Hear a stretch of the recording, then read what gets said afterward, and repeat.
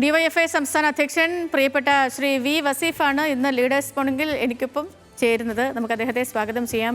Good morning Shri V Vaseef, സ്വാഗതം. Hello മലയാളത്തിലേക്ക്. പ്രധാനപ്പെട്ട ഒരു കാര്യം പറഞ്ഞുകൊണ്ട് തന്നെ അങ്ങ് തുടങ്ങാം. ശ്രീ വി വസീഫ്, ഇപ്പോൾ കേരളം ഗൗരവപൂർവ്വം ചർച്ച ചെയ്യുന്ന പല വിഷയങ്ങളിൽ ഉണ്ടെങ്കിലും അതിലേറ്റവും പ്രധാനപ്പെട്ട ഒന്ന് അമേരിക്കൻ ആസ്ഥാനമായ കോറോ ഹെൽത്ത് എന്ന് പറയുന്ന ഒരു സ്ഥാപനം.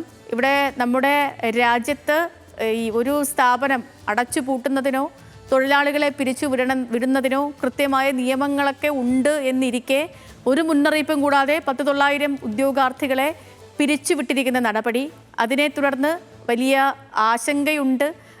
ഈ നടക്കുന്ന സംഭവം എന്താണ് എന്ന കാര്യത്തിൽ ഒരു വ്യക്തത കുറവ് നിലനിൽക്കുന്നുണ്ട്. ഇപ്പോൾ ഇന്നലെ ഈ സ്ഥാപനത്തിലേക്ക് ജീവനക്കാരെത്തിയിരുന്നു.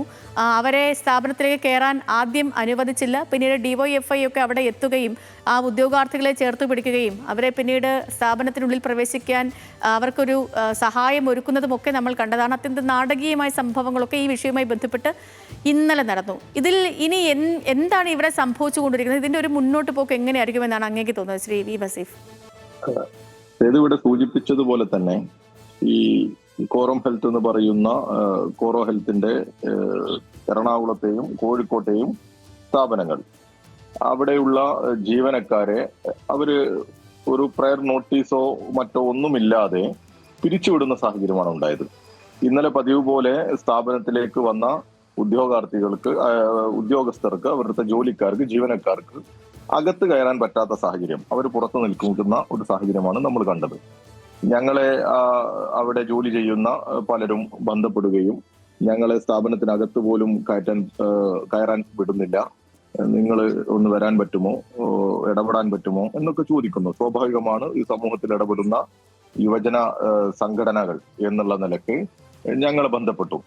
ഞങ്ങൾ അവിടേക്ക് ചെല്ലുകയും ചെന്ന സമയത്ത് ഞങ്ങൾ കണ്ട കാഴ്ച, ഈ നൂറുകണക്കിന് തൊഴിലാളികൾ, ഈ ജീവനക്കാർ അവിടുത്തെ അവരുടെ സാധാരണ പോലെയുള്ള ഓഫീസിലേക്ക് വന്ന സമയത്ത് അവരുടെ മറ്റ് ഭക്ഷണവും വെള്ളവും ഒക്കെ വന്നത് അവര് സ്വാഭാവികമായിട്ടും അവരകത്ത് കയറ്റിയില്ല. അവിടെ ഉള്ളത് സെക്യൂരിറ്റി സംവിധാനം മാത്രമാണ്, അങ്ങോട്ട് കയറ്റുന്നില്ല. വലിയ ഒരു പ്രയാസകരമായ സാഹചര്യം തന്നെയല്ലേ. ഇവര് വെയിലത്ത്, അതുപോലെ തന്നെ കാർ പാർക്കിങ്ങിൽ ഒക്കെ മാറി 300ഓളം ജീവനക്കാർ, നിലവിലെ തൊഴിലാളികൾ അവിടെ ഇങ്ങനെ മാറി നിൽക്കുക. അവിടെയാണ് ശ്രീ വി വസീഫ്, ഇപ്പം ഈ കോറോ ഹെൽത്ത് വിഷയത്തിൽ കേൾക്കാലോ അല്ലേ? കേൾക്കാം. അപ്പോഴാണ് ഞങ്ങൾ അവിടേക്ക് കയറുന്നത്, ഞങ്ങൾ അവിടെ ഇടപെടുന്നതും അവരോട് സംസാരിക്കുന്നതും ഇവരെ കയറ്റാൻ ആവശ്യമായ ഇടപെടലൊക്കെ നടത്തുന്നത്. യഥാർത്ഥത്തിൽ ഇവിടെ ഗവൺമെന്റിന്റെ ഒരു വലിയ ഇടപെടൽ ഉണ്ടാകണം. ഇത്രയധികം ജീവനക്കാരെ, 800ഓളം ജീവനക്കാരെ അകാരണമായി ഒരു മുൻകൂട്ടിയുള്ള വിവരങ്ങൾ അതിലേക്ക് വരണം. ശ്രീ വി വസീഫ്, ഇപ്പം ഈ വിഷയത്തിൽ അങ്ങ് പറയുന്ന പോലെ നമ്മളൊക്കെയും സർക്കാരിന്റെ ഒരു ഇടപെടൽ പ്രതീക്ഷിക്കുന്നുണ്ട്. പക്ഷേ ഇപ്പം ഈ വിഷയത്തിൽ ഇടപെടുന്നതിന് ചില പരിമിതികൾ ഉണ്ടെന്നാണ് തൊഴിൽ മന്ത്രി ബിന്ദു കൃഷ്ണ തന്നെ പറഞ്ഞിരിക്കുന്നത്. ട്രേഡ് യൂണിയനുകളുടെ അസാന്നിധ്യം, നിയമങ്ങളും ചട്ടങ്ങളും നടപ്പാക്കുന്നതിലെ അവ്യക്തത, ഇതെല്ലാം കോറോ ഹെൽത്തിലെ പിരിച്ചുവിടലിൽ മുഴച്ചു നിൽക്കുന്നു എന്ന് വേണം നമ്മൾ മനസ്സിലാക്കാൻ, കാര്യങ്ങൾ പരിശോധിക്കുമ്പോഴും വാർത്തകളിൽ നിന്നുമൊക്കെ. ഇപ്പം ഈ നിലവിൽ ലേബർ കോഡുമായി ബന്ധപ്പെട്ടുള്ള ചട്ടം കേരളത്തിൽ ഇതുവരെ പ്രാബല്യത്തിൽ വന്നിട്ടില്ല. അപ്പം ഇനി ഈ വിഷയത്തിൽ ഒരു പ്രതിവിധി കണ്ടെത്തുക അത് വിഷമകരമാണോ ശ്രീ വി വസീഫ്? കാരണം സർക്കാർ തന്നെ ഇങ്ങനെ ഒരു നിലപാടെടുക്കുന്ന ഘട്ടത്തിൽ സർക്കാർ ഇങ്ങനെ കൈയൊഴിയുന്ന ഒരു സാഹചര്യം പാടില്ലല്ലോ. ഈ യുവജനങ്ങൾക്ക്, അഭ്യസ്തവിദ്യരായ ഈ ചെറുപ്പക്കാർക്ക് നിലവിലുണ്ടായിരുന്ന ജോലി എങ്ങനെയാണ് ഒരു സുപ്രഭാതത്തിൽ ഇല്ലാതായത്? അതിന്റെ കാരണം എന്താണ്? അങ്ങനെ ഇവിടെയുള്ള ഈ തൊഴിലാളികളെ ഈ റോട്ടിലേക്ക് ഇറക്കി വിട്ടിട്ട് ഒരു സ്ഥാപനത്തിന് എങ്ങനെ മുന്നോട്ട് പോകാൻ സാധിക്കുമോ? ഗവൺമെന്റ് അങ്ങനെ നോക്കി നിൽക്കുന്നത് ശരിയാണോ? അതൊരു ശരിയല്ല. ഗവൺമെന്റ് ശക്തമായ ഇടപെടൽ നടത്തണം. വി ഡി സതീശൻ നെഹ്റുവിയൻ കോൺഗ്രസ് ആണെന്നൊക്കെ പറഞ്ഞ് വലിയ വിസ്മയങ്ങൾ തീർക്കുമെന്നൊക്കെ പറഞ്ഞ് അധികാരമേറ്റതല്ലേ? എന്താ ചെയ്യാത്തത്? ഈ ലേബർ കോഡുമായി ബന്ധപ്പെട്ട നിയമങ്ങൾ ഇവിടെ നടപ്പിലാക്കിയിട്ടില്ലല്ലോ. അതിനിവിടെ ഒരു കമ്മീഷനെ വെച്ച് ആ കമ്മീഷന്റെ നിർദ്ദേശാനുസരണമാണ് അടുത്ത സ്റ്റെപ്പ് എന്നാണ് പറഞ്ഞത് കഴിഞ്ഞ ഗവൺമെന്റ്. ഇവിടെ ലേബർ കോഡുകൾ നടപ്പിലാക്കിയിട്ടില്ല. ആ സാഹചര്യത്തിൽ ഈ നെഹ്റുവിയൻ കോൺഗ്രസ് ആണെന്ന് പറയുന്ന സതീശന്റെ നിലപാട് അറിയാൻ ഞങ്ങൾക്ക് താല്പര്യമുണ്ട്. അദ്ദേഹം പറയട്ടെ, ഈ തെരുവിലിറക്കപ്പെട്ട ഈ തൊഴിലാളികൾക്ക് സംരക്ഷണം കൊടുക്കാൻ സാധിക്കില്ല എന്ന് കേരളത്തിന്റെ മുഖ്യമന്ത്രി വി ഡി സതീശൻ പറയട്ടെ. അങ്ങനെ പറയാൻ സാധിക്കോ ഒരു ഗവൺമെന്റിന്? ഇവിടെ ഇന്ന് ഈ കോറ ഹെൽത്തിലാണ് സംഭവിച്ചത് എങ്കിൽ നാളെ ഏതൊക്കെ സ്ഥാപനത്തിൽ ഇങ്ങനെ ഉണ്ടാവും എന്ന് നമ്മൾ കരുതണം. ഇപ്പൊ തന്നെ പല കമ്പനികളും ഇതുപോലെ അവരുടെ ജീവനക്കാരെ പിരിച്ചുവിടാനും മറ്റുമൊക്കെ ആലോചിച്ചുകൊണ്ടിരിക്കുന്നുണ്ടല്ലോ. രാജ്യവ്യാപകമായി ഇതുപോലെയുള്ള വലിയ പിരിച്ചുവിടലിനെതിരെ വലിയ പ്രക്ഷോഭങ്ങൾ നടന്നുകൊണ്ടിരിക്കുന്ന ഒരു സാഹചര്യമാണ്. ആ സാഹചര്യം തന്നെയാണ് ഇപ്പോൾ കേരളത്തിലും ഉണ്ടായിരിക്കുന്നത്. കേരളത്തിലും ഇതൊരു നയത്തിന്റെ തുടർച്ചയായി സംഭവിക്കുന്നതാണ്. ഇനിയും ആവർത്തിക്കും എന്ന് നമ്മൾ ഭയപ്പെടേണ്ടതുണ്ട്. തീർച്ചയായിട്ടും ഇതിനെതിരെയൊക്കെ വലിയ പ്രതിഷേധം ഉയരേണ്ടതുണ്ട്. ഗവൺമെന്റ് ജനങ്ങളോടൊപ്പം നിൽക്കുന്ന ഗവൺമെന്റായി ഏറ്റവും ശക്തമായ നിലപാട് സ്വീകരിക്കാൻ തയ്യാറായാൽ ഈ കോർപ്പറേറ്റുകളെല്ലാം നിലക്ക് നിർത്താൻ സാധിക്കും എന്ന് തന്നെയാണ് നമ്മൾ പ്രതീക്ഷിക്കുന്നത്. അല്ലാതെ കോർപ്പറേറ്റുകൾക്ക് സംരക്ഷണം കൊടുക്കുന്ന നടപടിയുമായി ഈ ഗവൺമെന്റ് മുന്നോട്ട് പോകരുത്. ഇന്നലെയും നിങ്ങൾ കണ്ടതാണ്, ഗവൺമെന്റിന്റെ പ്രതിനിധികളായി വന്ന പോലീസ് ഉദ്യോഗസ്ഥർ ഞങ്ങളോടോ അല്ലെങ്കിൽ ഈ ജീവനക്കാരോടോ സഹകരിക്കുന്ന നടപടിയല്ല സ്വീകരിച്ചത്. അവര് ആ കോർപ്പറേറ്റ് സ്ഥാപനത്തിന് എങ്ങനെയെല്ലാം സംരക്ഷണം കൊടുക്കാൻ പറ്റുമോ, അവരെ എങ്ങനെയെല്ലാം പ്രീതിപ്പെടുത്താൻ പറ്റുമോ അങ്ങനെയൊക്കെ പ്രീതിപ്പെടുത്താൻ വേണ്ടി മാത്രമാണ് അവർ പരിശ്രമിച്ചത്.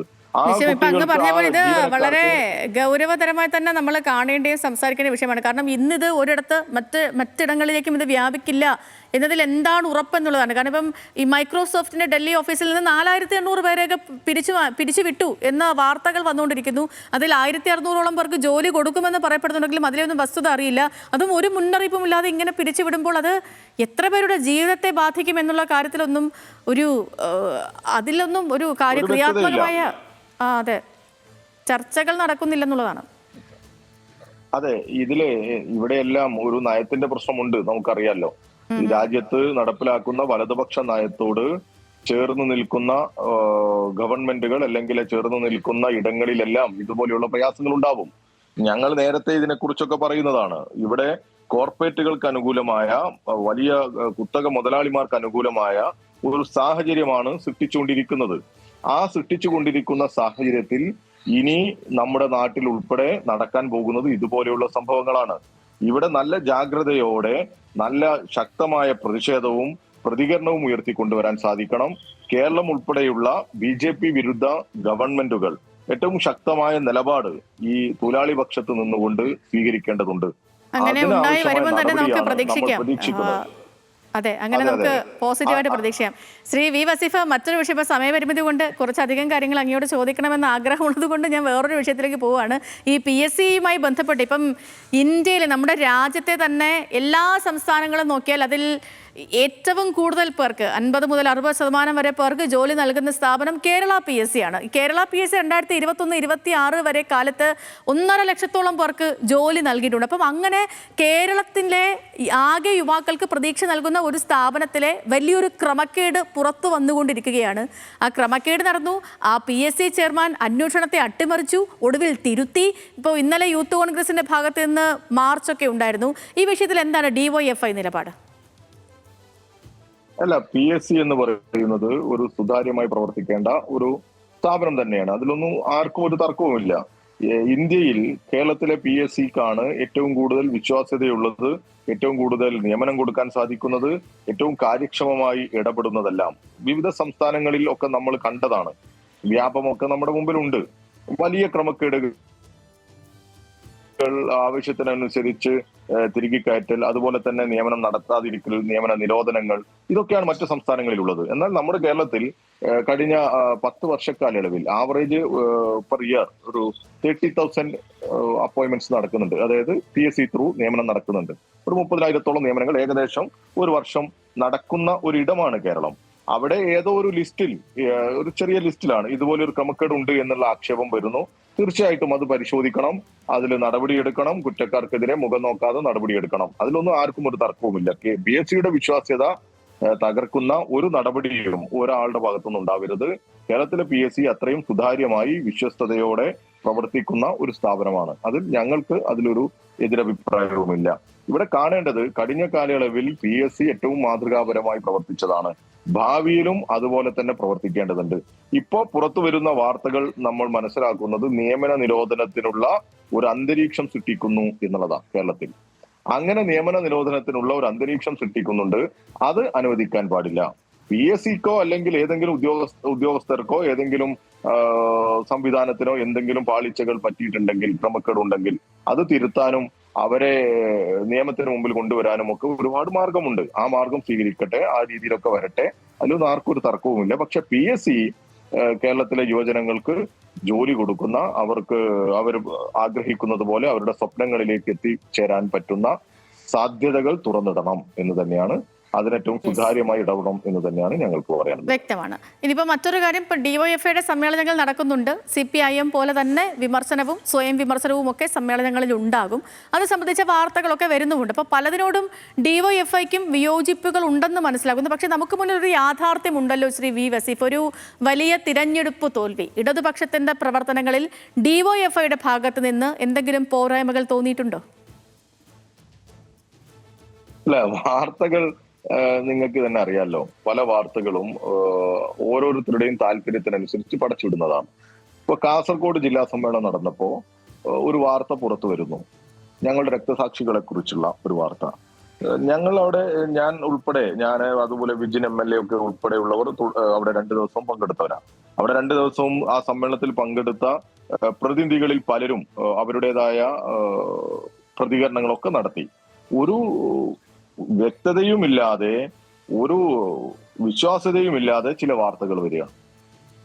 അപ്പോ ആ വാർത്തകളൊന്നും ശരിയല്ല. ഞങ്ങളെ സംബന്ധിച്ചിടത്തോളം ഇന്ത്യയിലെ ഏക ഇടതുപക്ഷ ഗവൺമെന്റ് ആയിരുന്നു കേരളത്തിലെ ഗവൺമെന്റ്.